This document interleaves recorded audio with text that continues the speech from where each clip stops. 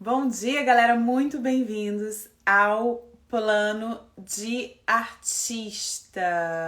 E o nosso convidado de hoje é o senhor Daniel Murgel. Para quem não sabe, o Plano de Artista, ele é a série, né, que eu convido outros artistas para falarem um pouco da carreira deles. Então hoje o Dani vai falar um pouquinho, bom dia, sobre a trajetória dele. Quem tiver dúvidas e perguntas, por favor, coloca aqui na interrogação. Eu acho que ele vai falar um pouquinho de como tudo começou. Deixa eu chamar ele aqui. Como tudo começou até hoje em dia, e ele vai contar um pouco. Vamos. Eu não quero colocar nada na frente, mas é isso. E aí, acho que vão ter algumas dúvidas que vão surgir. Ei, Dani, tudo bom? Tudo bem, melhorou o som aí? Melhorou, só não te vejo, né? Ah, é verdade. Acho que agora foi. Chegamos. Ah, melhorou. Pronto. Deixa eu me Bem-vinda. posicionar melhor aqui então. Opa, tem que tirar o fio da frente, né? Era bom. Eu não sei, eu tô com medo de tirar o fio e não funcionar bem. Vai funcionar. Foi, agora foi. Hum, Foi? acho que sim. Então tá. Daniel, muito bem-vindo. Obrigado. Sempre bom. Eu vou deixar você se apresentar, tá? Então, por favor, muito bem-vindo ao Plano de Artista. Muito obrigada por estar aqui compartilhando com a gente.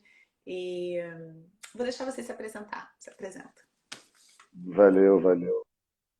Bom, primeiramente eu quero pedir desculpa pela qualidade da minha imagem, né? Porque meu celular está com a tela rachada, clássico, problema. Será resolvido hoje. Mas eu estou com essa fotografia diferente aí por conta desse acidente. E o meu nome é Daniel Gurgel, eu tenho 41 anos. Atualmente eu acho que é 41, né? Se eu não estou perdendo as contas.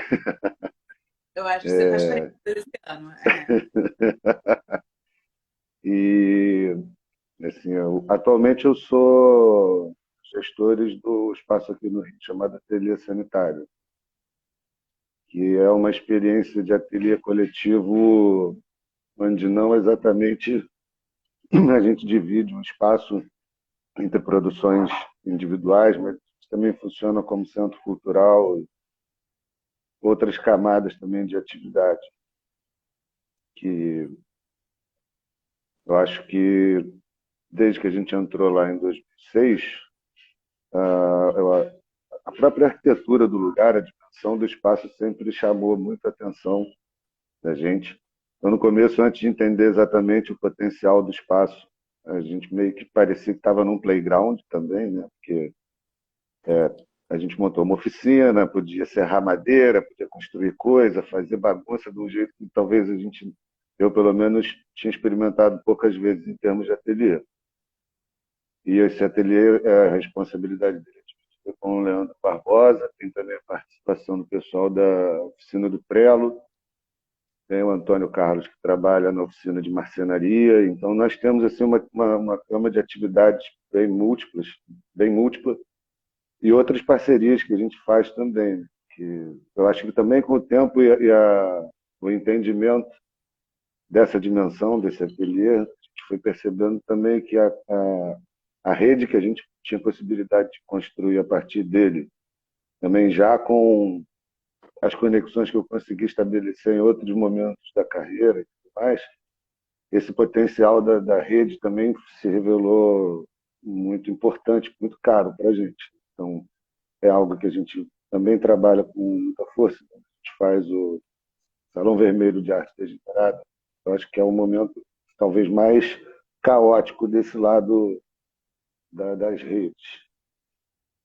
Mas, enfim, antes desse ateliê também, eu tive experiência com o Tucupi. primeiramente, e depois com o Opa Vivará. Então, acho que, de alguma forma, esse lugar da arte coletiva, do coletivo em si, o ateliê sanitário acabou resgatando, porque também teve esse período pós-Opa Vivará que eu fiquei um pouco mais focado na minha produção. Então, vamos dizer assim, talvez experimentando um pouco mais o ambiente do mercado, que estava muito aquecido também na época.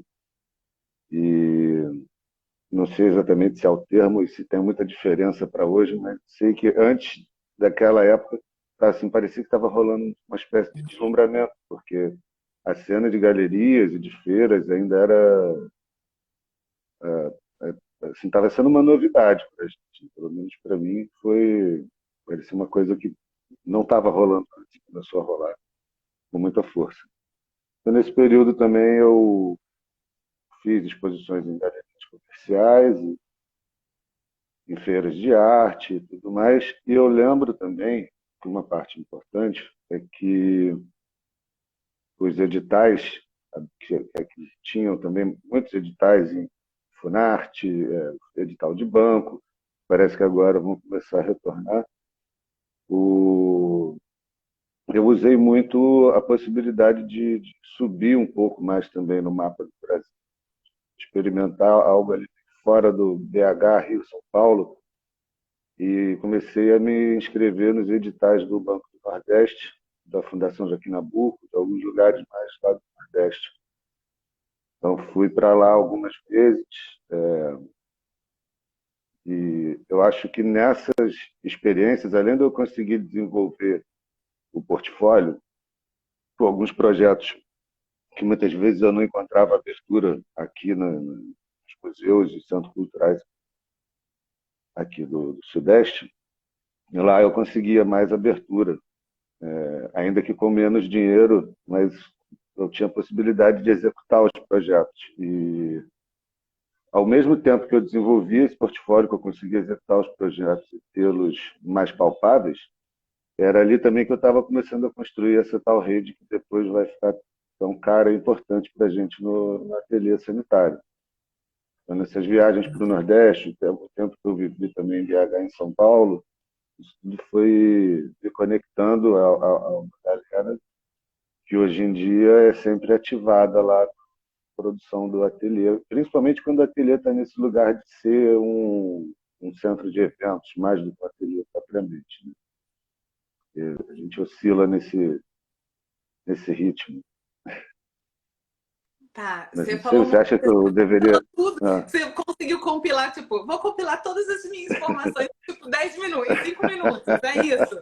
Tipo, eu fui e fiz editar no, tava, sabe, aqueles meninos como é que é o nome do maior cajueiro de Natal? Que eles ficam, porque o maior cajueiro tá em Marte. Pirangi.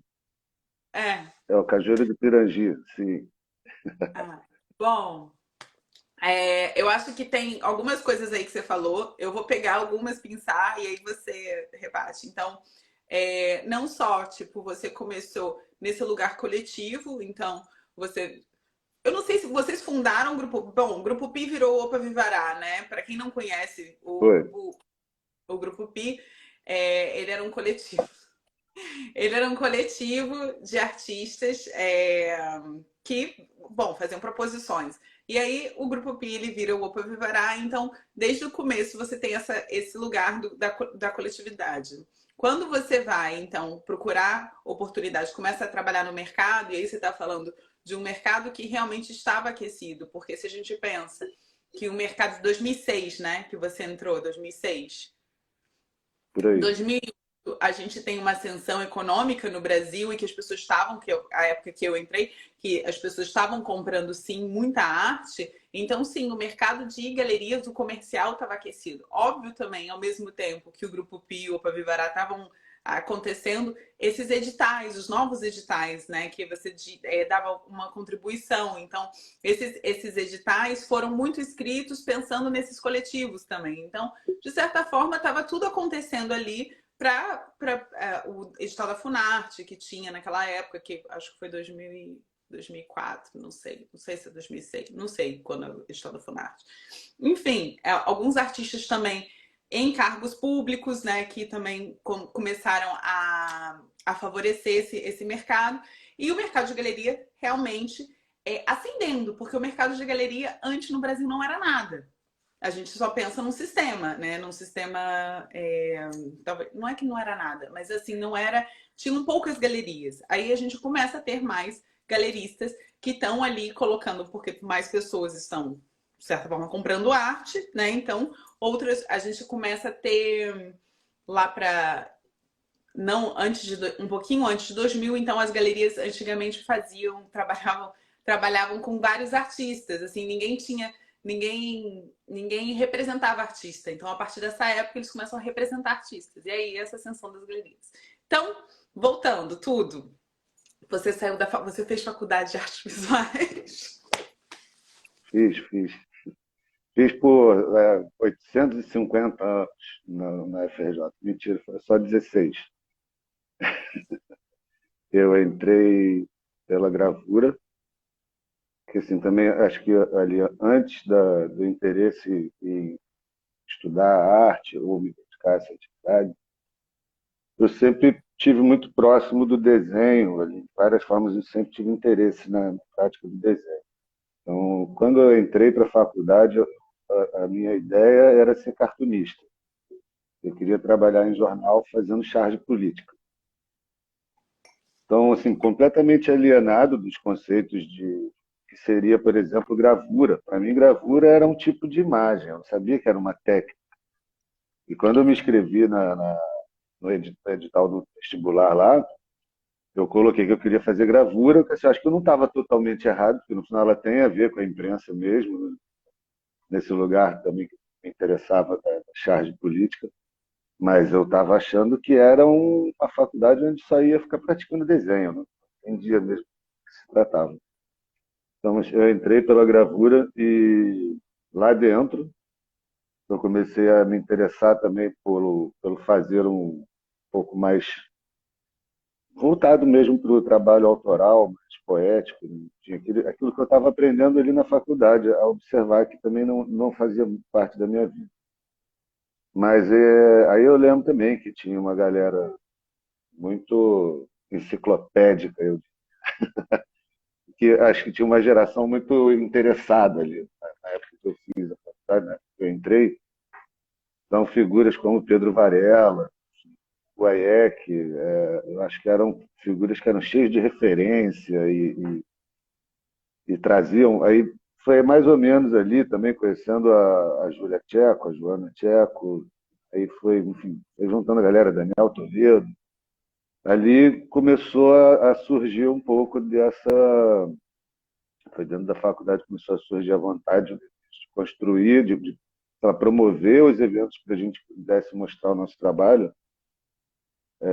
E junto com isso, aí eu também fui me interessando um pouco mais por arte contemporânea, me afastando desse lugar do desenho de humor, né? Então também no percurso de formação eu migrei da gravura para a pintura e foi por onde eu me formei. E foi também nesse momento da faculdade de pintura que eu tive aula com o João Magalhães, que foi essencial para meio que apontar a gente na direção também desse sistema, do tipo, a imagem do artista na Escola de Belas Artes da FRJ é quase um ser da caverna, que ele produz, né? Era mais ou menos assim, né? Acho que hoje em dia já está bem diferente, mas aí ele falava, não, vocês têm que sair, vocês têm que ver a exposição, vocês têm que ir no centro cultural, vocês têm que ir na galeria, vocês precisam frequentar a cena. Porque senão, o que vocês vão ficar fazendo aqui? Pintando tela, deixando. E na época ele ficava zoando a gente também, porque todo mundo gostava de deixar escorrer tinta. Então tinha, sei lá, a escola do escorrismo. Eu falava, ficar aqui escorrendo tinta não vai, cara. Você tem que ir lá ver a exposição. Aí ele começava a exigir, quase como dever de casa, assim, ó, vai e traz o folder. Eu quero ver o folder. Então, assim, então foi também um período ali onde acho que eu comecei a me interessar mais e desenvolver mais esse lado, que foi por onde eu acabei me formando. Milagrosamente me formei, na verdade, depois de ter abandonado, depois de quase ser jubilado, consegui uma manobra burocrática e formei. E aí você foi entendendo que os seus trabalhos eram muito grandes. E engraçado essa coisa do. Eu sabia do cartunista, mas eu não tinha me tocado, porque o seu trabalho, os desenhos são engraçados também, né? Eles têm Tem um humor. pouco, eles têm, acho que, um pouco da própria estética do desenho de ilustração, né? A questão da aquarela ser usada de uma forma muito ilustrativa mesmo, assim, é verde porque é verde, né? Não é uma questão de um efeito óptico, não é exatamente essa ciência da pintura que me puxa para o desenho. Acho que também a linha de contorno preta, bem marcada, e tudo mais, isso tem muito a ver também com o desenho de ilustração. Em contrapartida, também eu me interesso muito, enfim, por alguns pintores que também chegam a ter um pouco dessa referência do desenho de ilustração, talvez o Sigmar Polk, enfim, tem algumas figuras que também deixavam existir um pouco do registro do processo do trabalho, e isso também, o próprio Toulouse-Lautrec, né, que eu me amarro, ele tem muito desse lugar também da pintura que fica inacabada ou que deixa registrado um processo ali de forma muito honesta. Eu acabei inserindo um pouco disso também na minha prática de desenho, que eu acho até que é um pouco natural. Assim, a partir do momento também que eu não estou muito interessado no projeto do desenho, né, mas é o desenho de uma ideia que eu estou querendo construir ou montar, eu acho que esse dinamismo também de não ficar zelando muito pela asepsia do papel ali ou do processo, acho que tem a ver com esse dinamismo, né? Do lugar onde eu quero chegar com o desenho. Eu acho que, na verdade, vai até diminuir o volume de elementos que eu já estou perdendo um pouco a paciência de ficar desenhando muito, sabe? Não, sei, sei. É, Eu, então eu, eu você. acho o desenho, mas foi mal, só completando, assim, o desenho de caderninho ele tem uma honestidade que me agrada muito também, né? Eu queria levar isso para o suporte em si. Então, estou experimentando. Para o desenho em si. Mas nada impede de É, fazer os caderninhos, né? Os caderninhos também podem não, ser. às vezes eles são necessários, né? Por praticidade, assim, né? Mas eu O, gostaria de trazer para o processo do desenho maior, do papel maior, essa, sim, essa honestidade, acho, sinceridade desse desenho. é. Ué, mas nada impede que os desenhos também fiquem pequenos, né? Fiquem assim uma coisa mais Pois íntima, que também é tem a uma, ver com isso também. tem a ver com uma intimidade, né? Uma coisa mais acho eu, né? Talvez. Mas falando em intimistas, né? Os seus desenhos, eles são esboços para grandes instalações. E aí você entendeu que Rio e São Paulo não ia dar conta de você fazer os editais. Então você decidiu,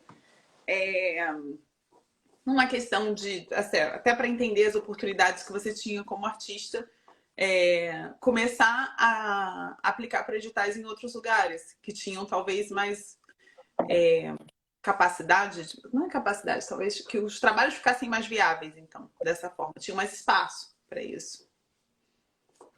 Eu sempre refleti um pouco sobre o porquê dessa abertura um pouco maior lá no Nordeste do que tem aqui. Uma das explicações que eu já encontrei é que talvez o volume de edifícios históricos ou uma noção de patrimônio aqui seja muito mais assentada numa burocracia antiga da Guanabara colonial, uma rigidez assim, institucional, que eu acho que acaba atravessando esse lugar.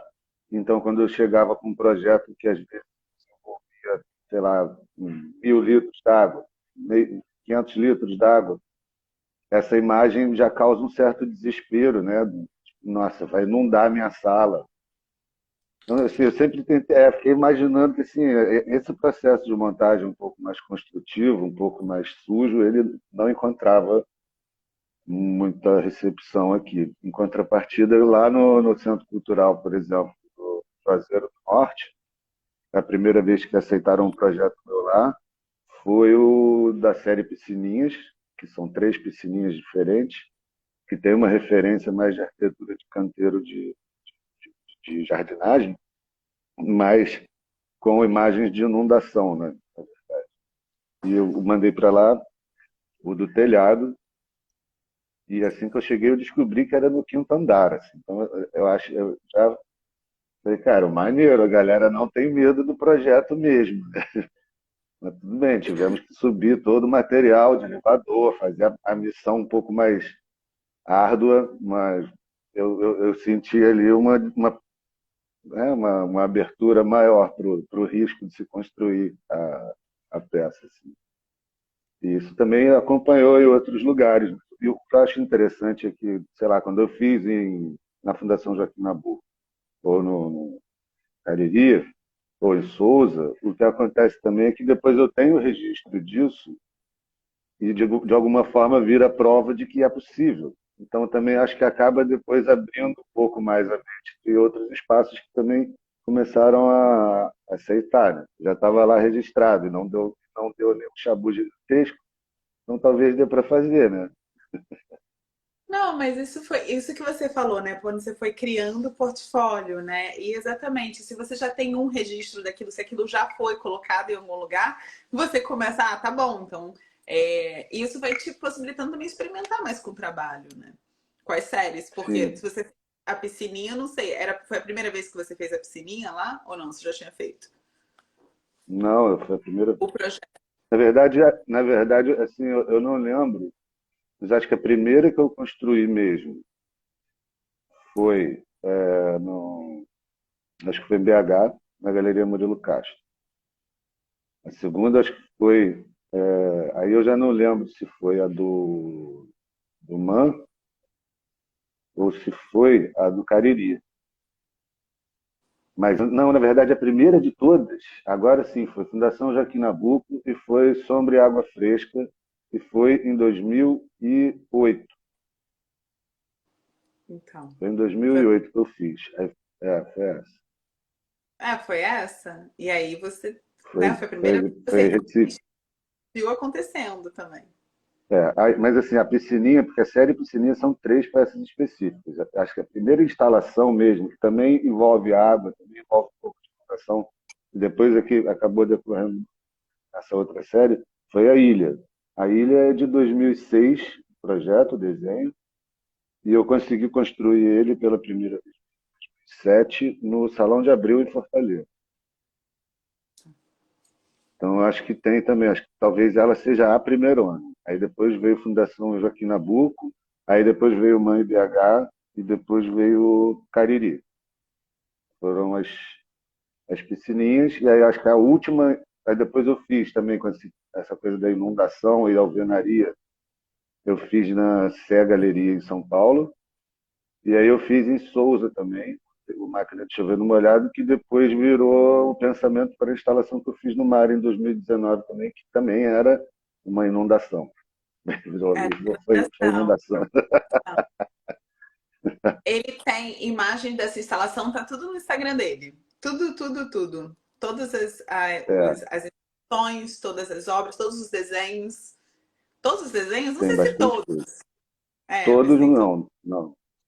Mas hoje em dia o meu Instagram é um pouco mais atualizado do que o site que eu vinha alimentando e está meio abandonado.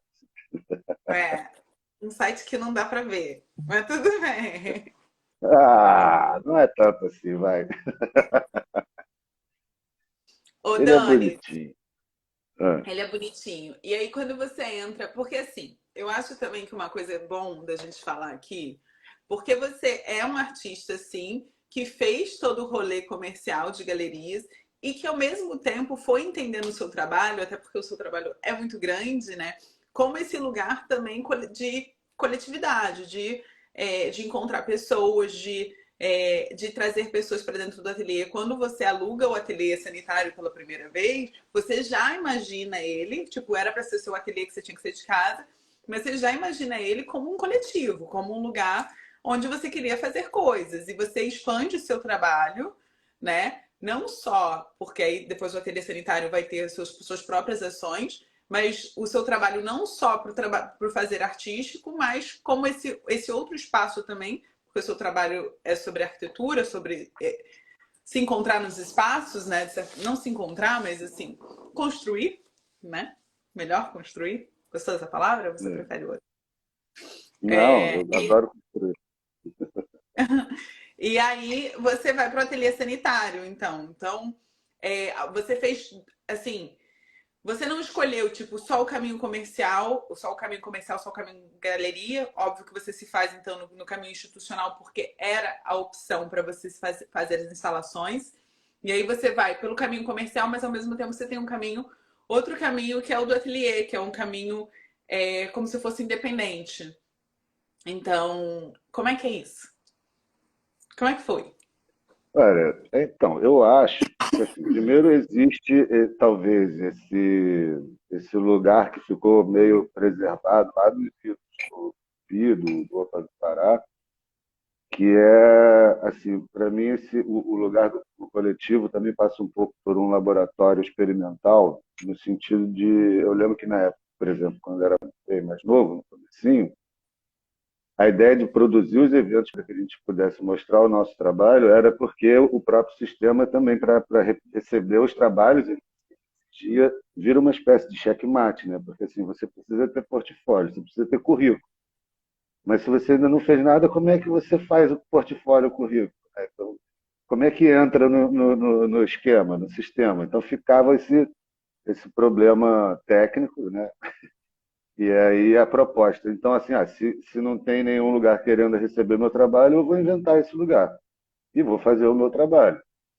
Então, assim, acho que essa, vamos dizer assim, iniciativa, ela meio que fica um pouco ali latente, né? E mesmo quando eu passei por São Paulo, eu acho que quando eu trabalhei lá, no lugar que era o Fósforos, né? Que depois virou Sé Galeria, o Fósforo também tinha um pouco esse lugar do coletivo experimental, um pouco mais, obviamente, paulistano, porque é uma cidade que, né, respira mercado, mas não tinha, assim, essa certa diferença, mas era mais ou menos o mesmo lugar. Então, eu acho que o ateliê sanitário também, ele vem um pouco, a gente começa a desenvolver lá o ateliê sanitário, a gente conversava muito também, além entre mim e Leandro, com outros amigos que passavam por lá, era também dessa compreensão do lugar enquanto arquitetura.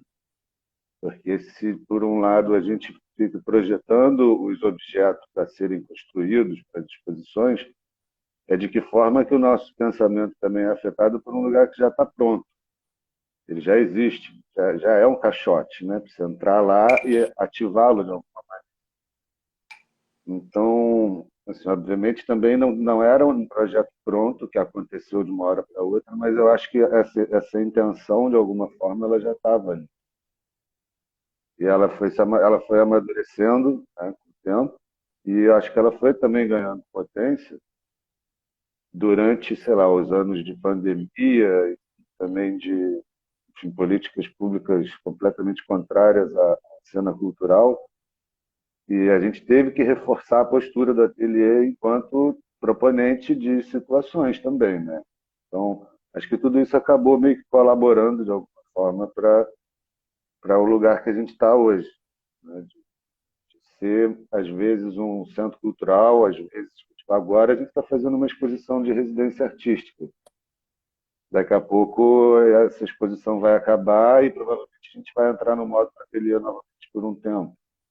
Até que, de repente, vai chegar a época do Salão Vermelho, que eu já tô, o pessoal está ansioso, a gente vai ter que conversar, de repente vai acontecer de novo.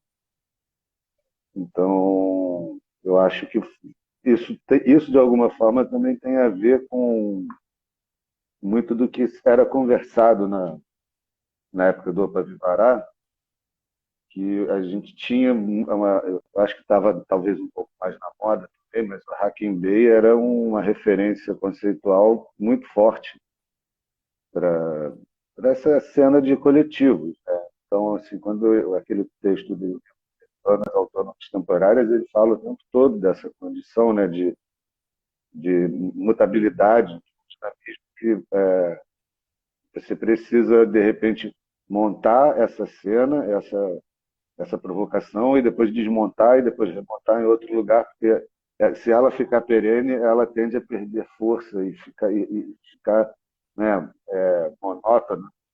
Então, esse dinamismo também acho que vem um pouco dessas referências. A cabeça vira essa maluquice de coleção de experiências e ideias que, no final das contas, a gente está velho e usando tudo ao mesmo tempo.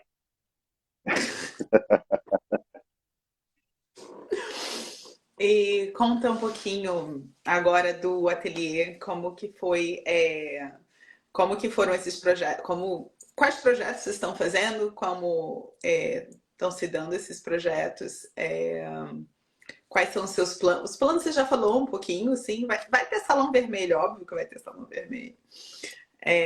Eu tenho uma certa resistência porque a gente não consegue dar conta de devolver os trabalhos, por exemplo, porque acaba ficando atropelado um projeto pelo outro e a gente fica sempre embolado. Então, eu gostaria muito de, pelo menos, dissolver totalmente o Salão Vermelho anterior para fazer o próximo, sabe? Sei, sei. É, então, como é que estão esses próximos projetos do ateliê? E aí, no meio do ateliê, né, vocês começaram a fazer cerveja, e outras coisas Sim. foram acontecendo. E eu acho que a minha pergunta é como é, né, você, porque eu acho que muita gente acha que só tem um caminho, né? Então, você assim, você fez o caminho institucional, ainda faz, né? Muitas vezes você fez o caminho da galeria também, você fez o caminho independente. E eu acho também que tem uma coisa da gente tentar desmistificar, talvez. É óbvio que sim, que a galeria é um ótimo parceiro, e eu sempre falo isso aqui, mas que também você tem que, né, dar seus pulos, porque assim, conforme e todos os artistas, conforme o mercado vai mudando, a gente vai tendo que se adaptar e criando novas formas de apresentar o trabalho e de. Ah, eu queria que você falasse portfólio também. Nossa, eu me dei tudo, né? Mas vamos lá. Como que foi traçar esses caminhos? Como que é isso para você? Como é que você, de certa forma, olha e entende as oportunidades para o seu trabalho? Bom, eu acho que tem muito a ver com, de alguma forma, é a vida mesmo. A forma como a gente vai se relacionando com a sociedade, as pessoas, enfim, a nossa experiência também meio que fora desse ambiente profissional, né? E acho que tem a ver com posicionamentos políticos, tem a ver com filosofia, tem a ver com poesia, tem a ver, enfim, com reflexão sobre o próprio trabalho. Acho que tudo isso é que vai levando, de alguma forma, o trabalho para determinados ambientes diferentes, né? Então, assim, eu acho que hoje, no ateliê sanitário, eu estou tentando exatamente fazer com que todas as experiências anteriores se conectem de alguma forma e se complementem dentro dessa atividade que eu estou propondo e que é isso, não é exatamente um espaço independente, mas talvez seja uma reflexão sobre o que é esse lugar. Porque, às vezes, na falta de um nome melhor, a gente acaba usando esse mesmo.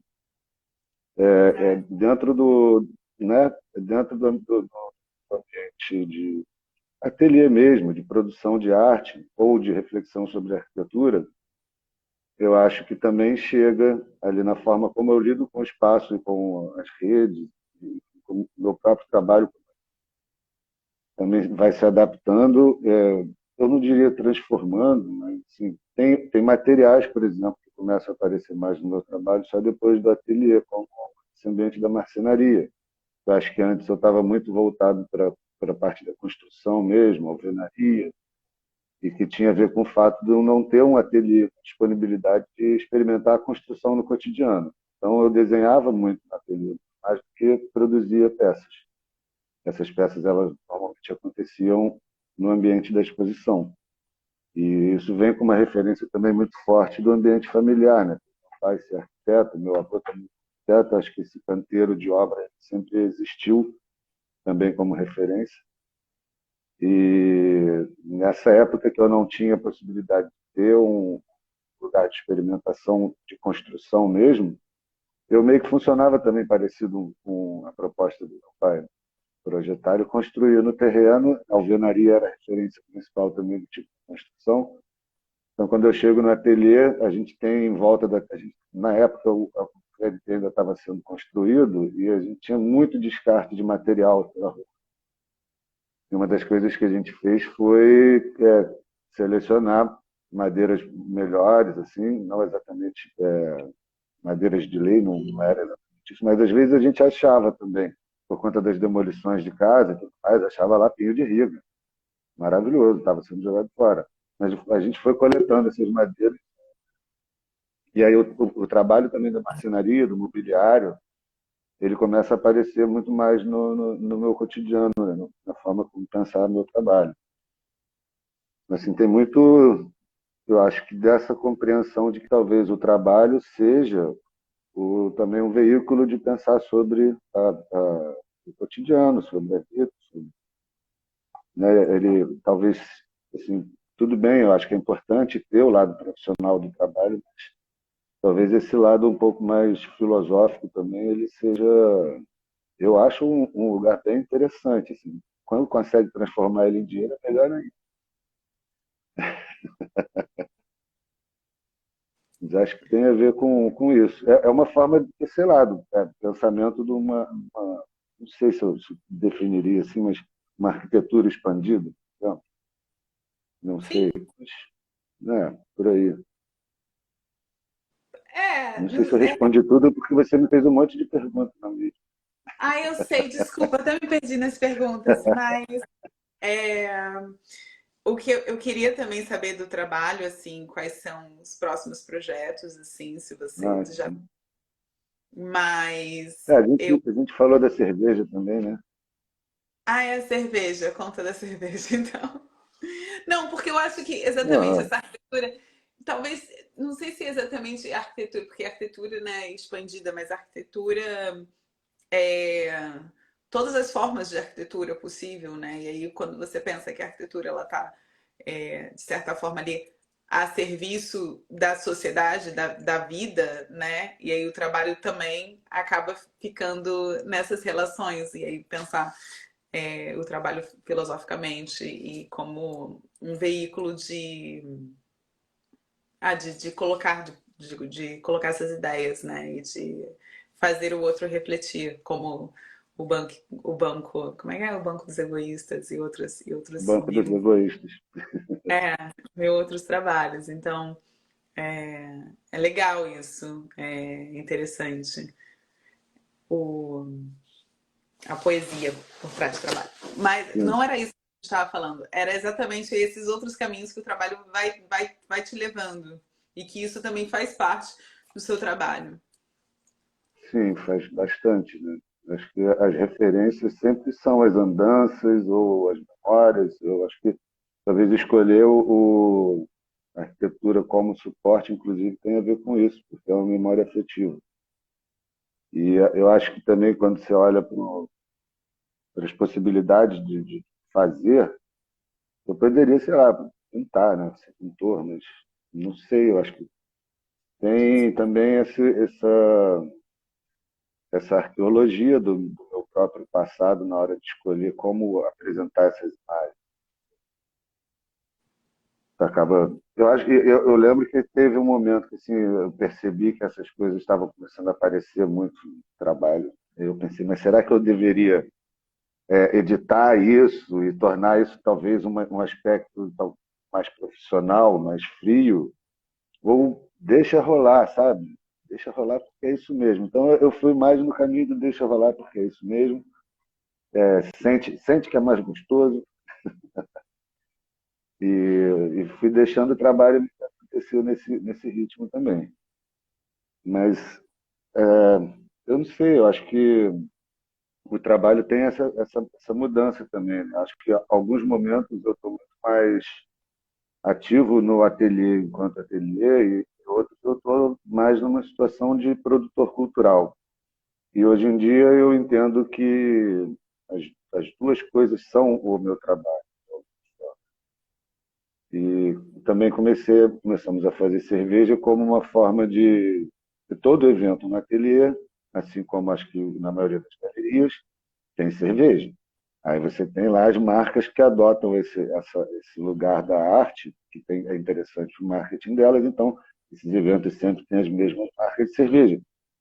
E a gente pensou, cara, mas se a gente vai lá e faz a cerveja, porque também, se a gente não tivesse um patrocínio, também teve um episódio que foi engraçado, né? Porque quem me conhece sabe que eu gosto muito de cerveja. E aí chega lá um evento da Arte Rio, a galera fala, não, mas a Estela vai mandar cerveja para o evento de vocês. Eu falei, nossa, que maravilha. Estela vai mandar cerveja, estamos esperando a cerveja chegar. Quando chegou o engradado com, acho que, sei lá, 12 ou no máximo 24 garrafas de cerveja. Falei, gente, assim, eu falei, não, aí é a água sanitária que está patrocinando a Estela, né? Porque o pessoal vai chegar aqui, vai ter a marca da Estela pendurada ali na parede, e o que vai ter para beber é a cerveja da casa, porque, né, inviável. E a cerveja da casa, ela acabou virando também esse lugar de pensar, talvez mais um dispositivo de como. Porque assim, a gente cozinha uma quantidade que tem a ver com os equipamentos que a gente tem e tem a ver um pouco com o nosso corpo também. Porque a gente não tem maquinário, por exemplo, para suspender uma panela de 50 quilos de água fervendo. Nós não temos esse. Então a gente acaba cozinhando dentro de uma quantidade que a gente consegue lidar com o nosso corpo, botar na geladeira, tirar de cima do fogão, essas coisas. E, obviamente, por isso a gente também não chega a ter um rendimento muito imponente dessa cerveja. Mas ela sempre é como se fosse mais um sócio da ateliê, ela sempre tem um retorno muito interessante. E aí vem o pensamento, obviamente, das tipo, se essa cerveja tem essa função importante no meu ateliê, e se ela ganhasse volume para poder fazer isso pelo nosso e por mais alguns outros. E a gente começar também a ampliar a rede e usar a cerveja como elemento de conexão entre esses, essa rede que a gente vem tecendo também. E isso está dentro dos próximos passos aí dos planos para o ateliê. A gente espera começar a colocar essa ideia em prática nesse ano. E bom, temos, acho que o Salão Vermelho, que a gente já citou, que provavelmente vai acontecer, né? E agora a gente está finalizando um processo de residência que foi através de um edital do Governo do Estado, chama Retomada Cultural 2. E aí, nesse caso, a gente fez ele em parceria com a Fernanda Lopes. Escreveu o projeto em parceria com a Fernanda Lopes, que é também uma parceira do ateliê já de longa data. E viemos aí, foram 3 artistas selecionados, né? Uma exposição nas próprias dependências do ateliê, um trabalho desenvolvido durante esse período, e tinha a temática obrigatória do edital, o Bicentenário da Independência. Então, nós tivemos que fazer tudo. Todos os trabalhos tinham que ter a ver, de alguma forma, com esse tema. E ali com a região, né? Na nossa proposta o texto que a gente apresentou como proposta no edital, ele também tinha a ver com esse aspecto, o que seria olhar para esse tema da independência do ponto de vista da Gamboa, da pequena África, que é onde a gente está posicionado. Acho que os trabalhos tiveram um pouco dessa atmosfera também. E agora está finalizando, acho que inclusive amanhã, quem for do Rio aí, tem a apresentação do vídeo do André Vargas no Mucabe, que aí a gente também já ampliou um pouco. O Mucabe ele começou há pouco tempo ali perto da ateliê, antes era Centro Cultural de Estado Fácil, agora acho que ele é Museu da História e da Cultura Afro-Brasileira. É isso, né, Mucabe? Museu. E o trabalho do André Vargas tem a ver com o desaparecimento da memória do Lazareto, né, que era um lugar, porque ali tem o Cemitério dos Pretos Novos, tinha o Lazareto, então é um lugar muito carregado dessas memórias péssimas, inclusive, né? do período da escravidão. Então, o trabalho do André discute um pouco o desaparecimento do Lazareto, e aí, obviamente, dentro das conversas surgiu a ideia de conectar com o Mucame. Beleza. E aí, mais uma vez, acho que tem a ver com essa predisposição de ser rede, Sim. de conectar. Ô, Mas Dani, foi? Respondi? Não sei. eu acho que você respondeu. Eu acho que Aí, ó, nós, chegou o André. então, é amanhã, amanhã faz todo a propaganda aí. Amanhã que horas? Aí, amanhã, às 16 horas, no Mucabe, vai ter a apresentação do vídeo. E depois vai ter um debate também com o André sobre o tema do trabalho. Então, assim, acho que vai ser um dia legal para dar um rolê na Gamboa. Vai ser legal. O ateliê vai estar aberto? O ateliê vai estar aberto, sim, sim. Estamos aí, a Fernanda também chegou. Somos vizinhos praticamente, né? É bem próximo. E aí a gente aproveita a ocasião. Assim, talvez durante a projeção do filme esteja fechado, porque acho que vai estar todo mundo com Sim, vontade de estar lá, né, vendo o sim, sim. vídeo. E depois vocês Mas abrem. aí depois a gente pode conectar de volta com o espaço, também para quem não viu a exposição poder ver. É, perfeito. E essa Ô, exposição vai Dani, até semana que vem.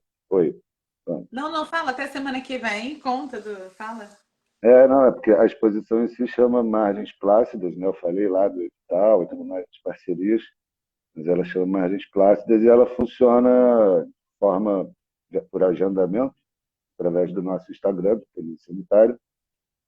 E a gente privilegiou aí entre terça e sábado, de 2 às 8 da tarde, mas mandando mensagem a gente acaba tentando se adaptar para atender quem tiver interesse de chegar para conhecer a exposição. Perfeito. Ela Ô, vai até Dani, semana que vem. É. até semana que vem. Sábado, sexta, até quando? Semana que vem, que dia? E Ah, semana que estávamos, Não, é carnaval estávamos fora já. discutindo isso. Pois é, estávamos discutindo essa questão da data exatamente por conta da presença do carnaval. Acho que ainda não definiu qual vai ser o melhor dia finalmente, mas provavelmente empurrando para o final do carnaval ou final da semana. Tá, combinado. Dani, e se você acha que a gente tem mais alguns minutinhos, porque senão fecha uma live, mas e se você pudesse dar um conselho para artistas jovens, ou para qualquer artista, não precisa ser jovem, não. Não faça. Estou zoando. Você sabe que eu acho que foi o. Quem que foi? Ai, não sei. O Nelson Rodrigues, não sei, que falou assim, para novos escritores. Se você puder, não faça. Mas se você realmente. Mas se você não conseguir, aí. Aí cai dentro. Eu faço dele as minhas palavras. Eu não sei se é o Nelson Rodrigues, tá? Eu tô aqui me chutando, porque não é o Nelson Também não Rodrigues. sei, também não sei. Não, mas sei lá, também é um exagero ficar, né, nesse mau humor. Não, não faz. É porque às vezes não é fácil mesmo, né? Até por conta das pressões que existem no mundo, né? Enfim, na economia, no nosso sistema econômico, existem muitas pressões até de formato de emprego ou estilo de vida. Estilo de vida de um artista, ele normalmente parece para as outras pessoas uma coisa meio absurda, né? Acho que tem gente que olha para a gente como se fosse um ser esquisito, assim, não alienígena, não sei, mas, assim, pô, você vive da arte? Parece que é uma coisa que impressiona ainda algumas pessoas, né? Então, assim, obviamente a gente acaba se deixando impressionar também, né? Mas será que eu faço isso mesmo, né? Então, acho que essas pressões, às vezes, elas atrapalham bastante. Mas, em geral, eu também fico pensando que assim, por que a gente continua fazendo isso ainda depois de não sei quantos mil anos da nossa existência nesse planeta. Então, assim, sempre foi importante desde o começo, começa sendo e termina sendo importante até agora. Eu acho que em várias camadas, desde talvez a mais abstrata, né, da filosofia e da poesia, até as práticas mesmo, né, de precisar de um casaco, uma ponta de lança. E eu acho que é isso, está sempre ali. Então, talvez seja até mais uma questão desse não tem como não fazer.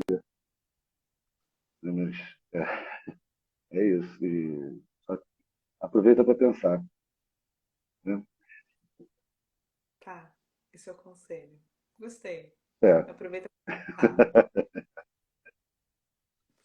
Dani, foi um isso. prazer ter aqui. É amanhã, né? Já tenho. Não, sábado, desculpa. O Amanhã, que tem amanhã? não, amanhã é o Rio de Lazareto, 4 da tarde.